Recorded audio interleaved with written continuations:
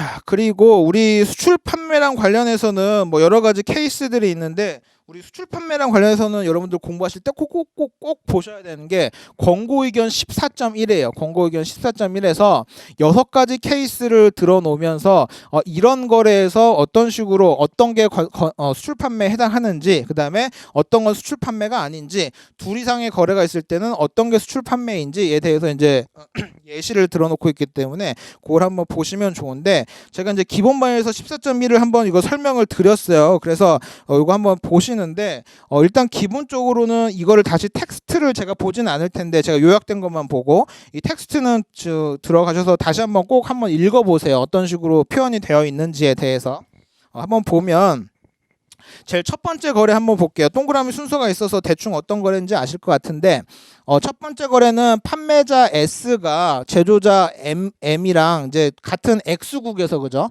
X국에서 있는 판매자가 그 수출국에 있는 제조자 M이랑 제조 계약을 5불에 5시유에 맺었어요. 그죠? 그 다음에 그걸 가지고 S가 A랑 다시 한번 판매 계약을 또 맺은 거예요. 그러니까 판매자가 제조자한테는 5불에 사가지고 수입자한테는 5.75불에 판매를 하는 거예요. 그죠? 그다음에 물품 자체는 S가 M이 S를 대신해서 직접 선적을 하는 거예요. 그죠? 그러면 판매 자체는 판매자와 제조자 간에 한번 일어났고, 그다음에 물건은 판매자가 또 구매자한테 한번 더 일어났고, 그죠? 자, 그렇게 됐고, 물건 자체는 제조자가 구매자한테 직접 선적을 했고, 이제 그 두 가지가 같이 엮여져 있는 거래네요. 그죠? 자, 이거 간단한 거래이긴 한데 한번 제가 설명만 드려볼게요.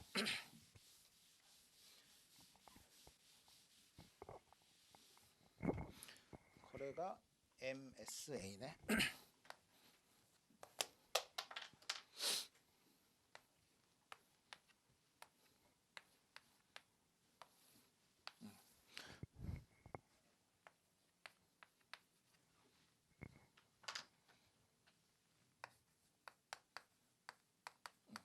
당연히 이 셀러는 누구한테 구매를 해가지고 판매를 하는 방식일 텐데, 자 보시면은 이제 여기서는 이제 보면 크게 보면 거래가 두 가지가 있었던 거예요. M과 S 간의 거래. 판매자와 구매자가 되는 거고, 이 거래에서는 S가 원래는 구매자인데 또 판매자로 바뀌어서 또 A라는 구매자를 찾아서 물건을 판매하는 거래, 이렇게 되는 거죠.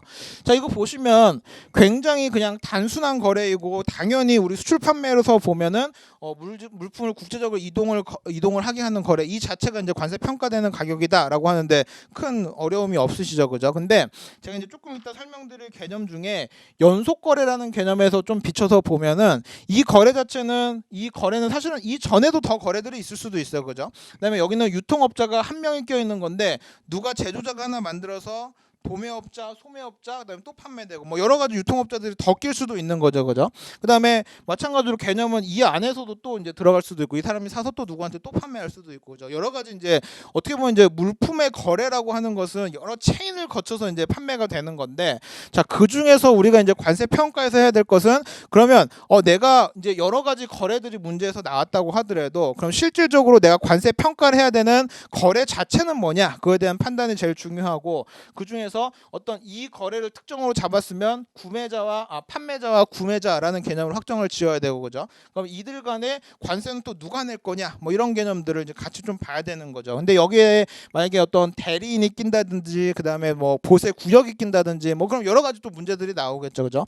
근데 여기서 기본적으로 어떤 수출국 내에서의 여러 거래들이 있을 거고, 그다음에 수입국 내에서 여러 거래들이 있는데, 아까 우리 권고 의견 14.1에서 이제 봤던 몇 가지 케이스들이랑도 연결이 되긴 하는데, 우리 관세 평가에서 가지고 있는 기본적인 개념은 뭐냐면, 수입국으로 국제적인 물품 이동이 일어나게 하는 거래가 관세 평가에서 말하는 수출 판매 거래라는 게 맞고, 그죠?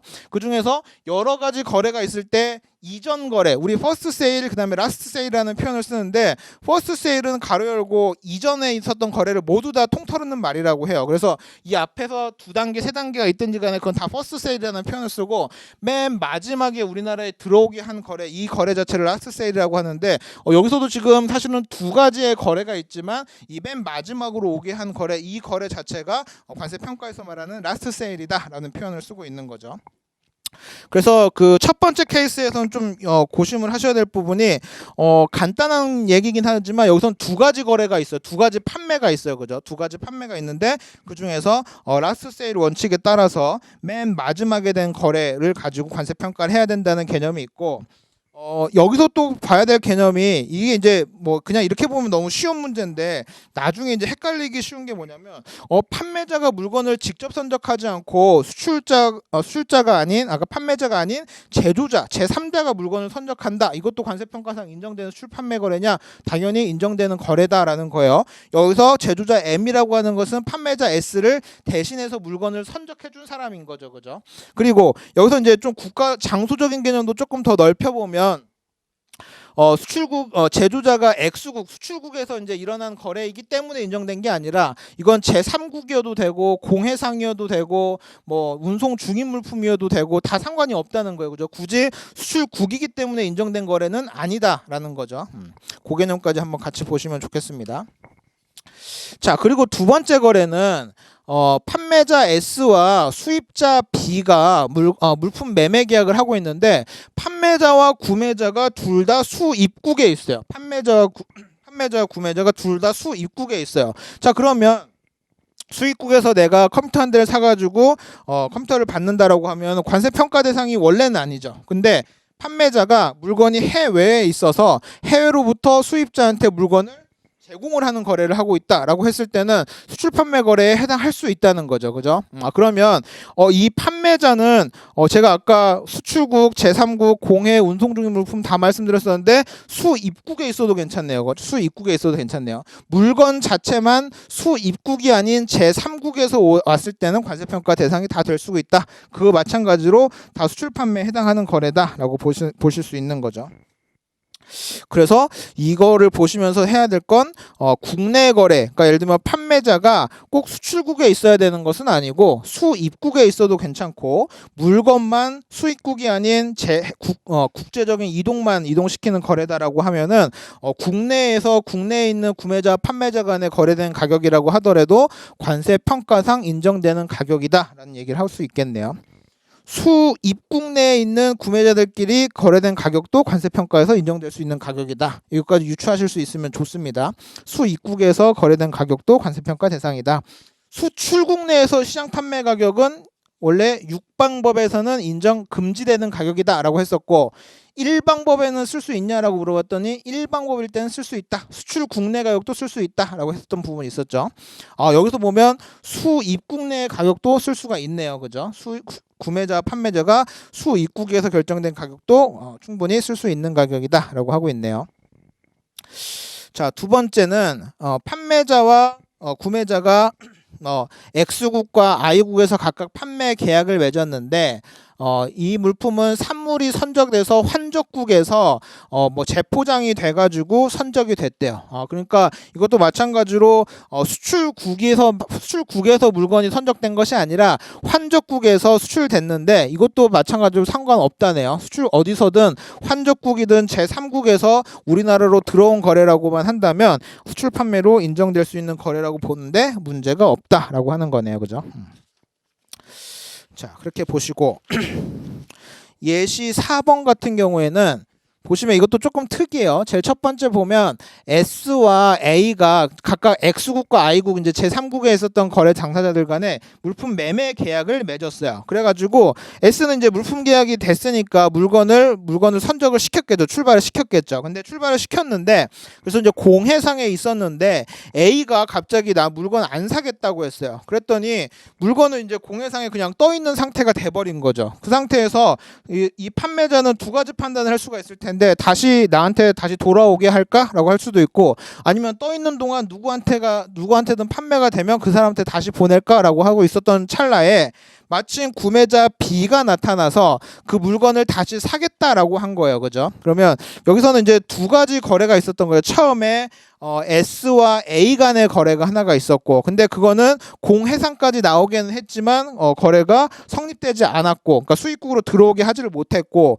결과적으로는 그 이후에 공해상에 있는 물건을 B가 다시 구매를 해가지고 우리나라에 들어오게 한 거죠. 그러면 우리나라에 들어오게 할 의도도 사실 A는 있었어요. 있었던 거죠. 공해상까지는 나오게 해서 우리나라에 들어올 의도로 나와 있긴 했는데 구체적으로 맨 마지막에 실질적으로 우리나라에 들어오게 한 거래를 성립시킨 것은 S와 B 간의 거래였겠죠. 그래서 이 거래에서 S와 A 간에 얼마에 거래했는지는 전혀 중요한 게 아니고 S랑 B 간에 얼마를 거래했기 때문에 그게 우리나라에 들어오게 했는지 그것이 수출 판매의 핵심이 되는 것이다라고 하는 부분이네요. 그죠? 첫 번째 거래에서 국제적 이동이라는 게 공해상까지 나오게 하는 것은 국제적 이동이 아니네요. 그죠? 우리나라에 들어오게 하는 것이 국제적 이동인 거네요. 그죠? 그 차이가 좀 있다는 거 한번 보시고. 자, 예시 5번도 좀 중요한 케이스라서 한번 같이 보면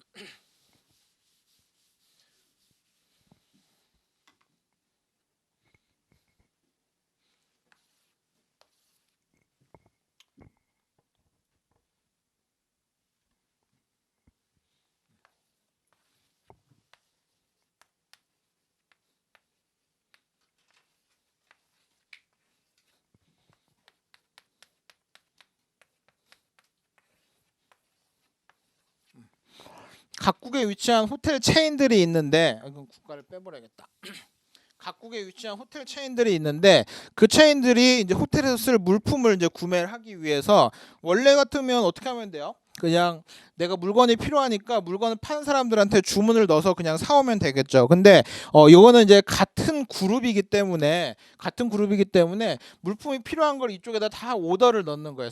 그 본사한테. 그래서 나는 뭐 수건이 몇 개 필요하고 이분이 몇 개 필요하다고 다 주문을 넣으면 이 셀러는 그걸 다 종합을 해가지고 여기다가 이제 별도의 계약을 또 체결을 하는 거죠. 그러니까 여기서는 지금 보면 계약이 두 가지가 있는 거네요. 그죠? 본사랑 호텔 체인들 간의 계약이 하나가 존재하고, 그죠? 그걸 가지고 얘는 이 주문을 다 받아가지고 제조자들한테 또 각각 계약을 또 체결을 하는 거예요. 그래서 물건 흐름 자체는 뭐 물론 이렇게 갔다가 이렇게 보내줄 수도 있고 아니면 직접 이렇게 갈 수도 있고 그거는 뭐 상황에 따라서 다른 거고 물품 이동 자체는 중요한 게 아니고 거래 관계 자체를 봤을 때는 이 본사한테 호텔 체인들이 직접 다 계약을 맺고 그럼 그 계약을 가지고 이 사람이 취합을 해가지고 제조자로부터 구매를 해가지고 판매하는 계약이에요. 이게 이제 아까 있었던 거래랑 거의 비슷한 계약 형태인 거죠. 뭐냐면 내가 주문을 넣어서 그걸 만들어가지고 다시 나한테 판매하는 거래라고 했으니까 결과적으로는 이제 이 사람들이 M과 S 간의 거래가 하나가 존재하고 그죠? S와 호텔 체인들 간의 거래가 하나가 존재를 할 거죠. 그렇게 됐을 때 자, 이때 우리가 생각해야 될 수출 판매의 개념은 뭐냐라고 했을 때 우리 평가에서 말하기는 결과적으로는 이 거래도 결국 이거랑 연관될 수가 있지만 결과적으로 이 H3한테 예를 들면 이 호텔에 이 국가에 수입하게 한 실질적인 거래 자체는 본사와 호텔들 간의 계약이다라고 해서 이 거래 자체가 관세평가의 대상이 된다라고 얘기를 하고 있는 거죠. 그죠?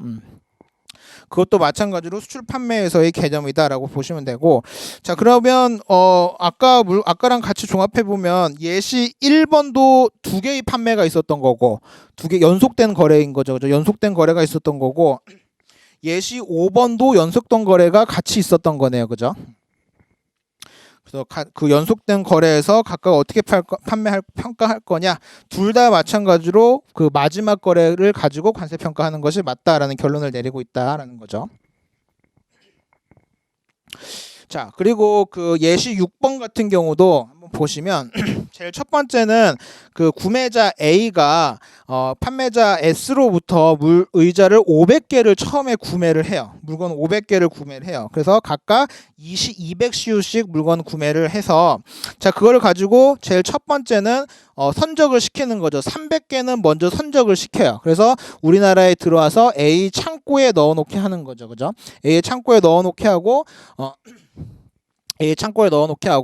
두 번째는 이제 그 물건을 다시 그냥 A 창고에 있다가 구매자 B에게 재판매를 하는 거예요. 그래서 여기서는 사실 두 가지 거래가 있는 거죠. 뭐냐면 첫 번째는 판매자 S로부터 전부 다 사와가지고 일부는 내 창고에다 넣는 거래가 하나가 있었던 거고 하나는 그걸 사와가지고 일부 200개에 대해서는 다른 사람한테 제3자 우리나라에 있는 구매자 B에게 재판매를 하는 거래를 하고 있는 거예요. 그러면 여기서는 이제 똑같은 의자 500개가 한 번에 구입이 되긴 했었는데 그러니까 물건이 500개가 한 번에 구입된 건 맞는데 그 중에서 300개는 그냥 그 500개를 그 500개 사온 거래에서 그냥 수입되는 거래가 이루어졌다라고 하면 나머지 200개 같은 경우는 직접 그 500개 샀던 거래가 아니라 별도의 거래가 하나가 더 나타나게 된 거죠. 그래서 여기서는 문제가 뭐냐면 1번이랑 예시 1번이랑 예시 5번이랑 다른 상황이 뭐냐면 여기서는 거래가 두 개, 그러니까 연속된 거래가 두 개 있었는데 실제적인 수입은 하나가 있었던 거래였다면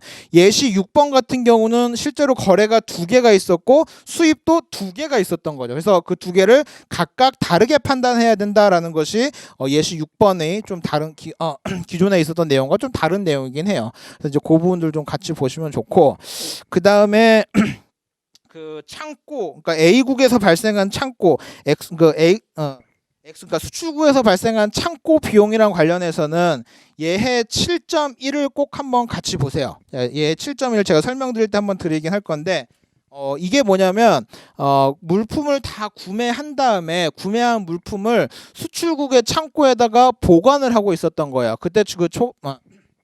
그때 이제 발생한 창고 비용 어떻게 처리할 건지에 대해서 예해 7.1에 설명을 하고 있는데 그 부분도 좀 메모를 해놓으시고 같이 공부를 하시면 훨씬 좋을 것 같습니다.